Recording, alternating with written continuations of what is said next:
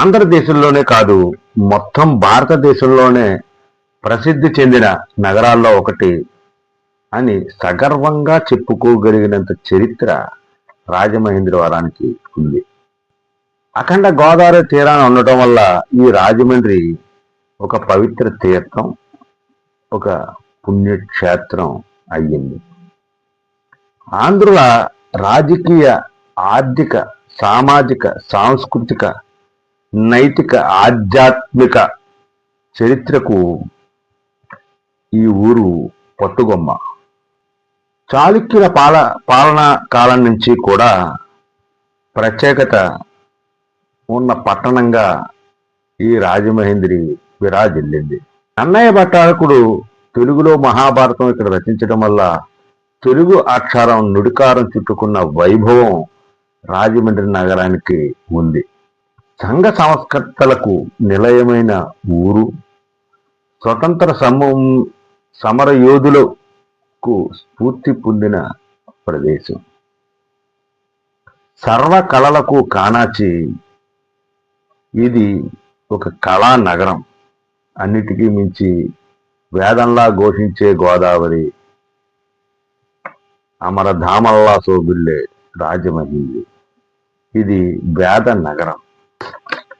ప్రతి 12 ఏళ్లకు వచ్చే ఒక పుష్కరానికి అభివృద్ధి అంశం అనేది తెర మీదకి వస్తూ ఉంటుంది.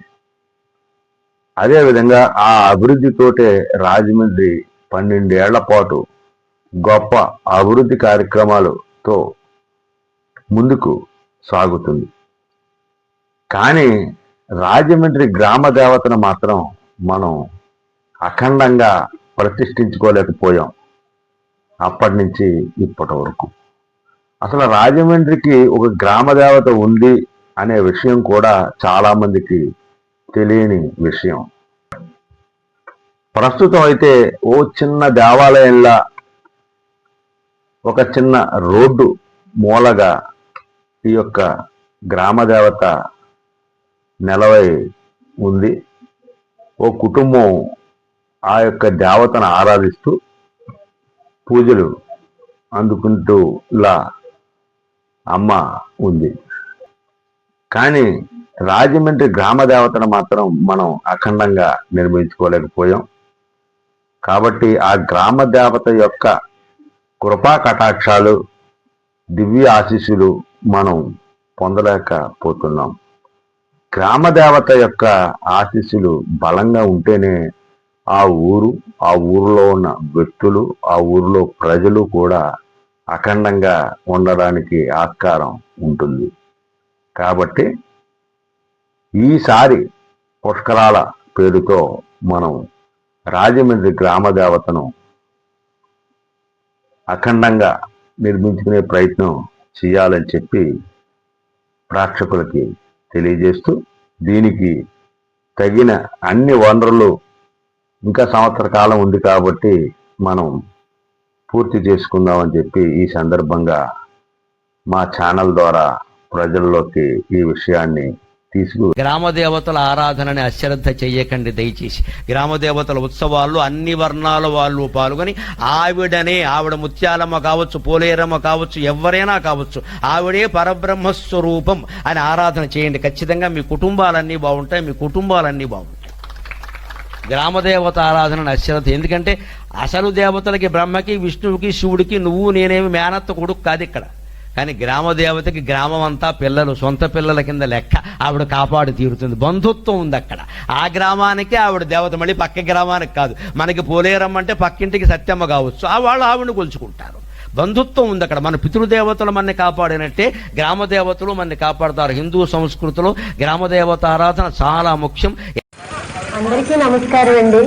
ప్రతి గ్రామానికి ఒక గ్రామదేవత ఉంటుంది. అలాగే మన రాజమహేంద్రవరానికి ఇది వరకు రెడ్డి రాజుల పాలనకి ముందుగానే ఒక గ్రామదేవత మూలాంకురమ్మగా పూజలు అందుకునేది. అయితే కాలక్రమేణా ఆ దేవత శక్తి కోర్లమ్మ అనే పేరుతో పిలువబడుతూ పూజలు అందుకుంది. అయితే ఇప్పుడు ప్రస్తుతం మనకి పుష్కరాల సమయానికైనా మనం కోర్లమ్మ తల్లిని ప్రతిష్ఠించుకుని ఆ సమయానికి అందరూ కూడా ఆ తల్లిని దర్శించుకునే భాగ్యం అందరికీ కలగజేయాలని ఆ అమ్మ శక్తి ప్రతి గ్రామానికి ఉన్నటువంటి గ్రామ దేవత వల్లే ఆ గ్రామం అంతా కూడా రక్షణ పొందుతుందని ఒక ఐతిహ్యం. అయితే అలా కూడా మనకు ఉండాలని కోరుకుంటున్నాం. ఇదే విషయాన్ని మేజర్ సత్యవాణి గారు మన గ్రామ దేవతలు అనేటటువంటి పుస్తకాల్లో రాసి ఉన్నారు. శ్రీనాథుడు రెడ్డి రాజుల పాలనలో ఉన్నటువంటి కాశీఖండంలో కూడా ఒక పద్యాన్ని మన గ్రామదేవత మూలాంకురమ్మని గురించి ఉదహరిస్తూ ఒక పద్యాన్ని కూడా రాసి ఉన్నారు. ఆ పద్యాన్ని బట్టైనా మనకి ప్రాచీన చరిత్ర, ఇది కేవలం ఇప్పుడు కాదు 1410 నాటి పద్యం ఇది. అది తెలుసుకుంటే కూడా మనకి తెలుస్తుంది.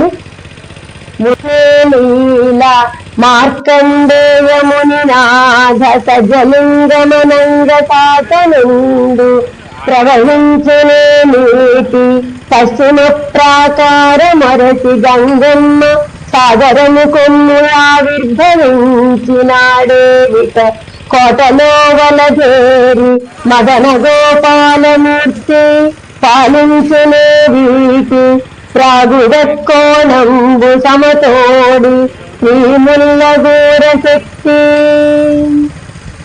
ధన్యవాదాలు.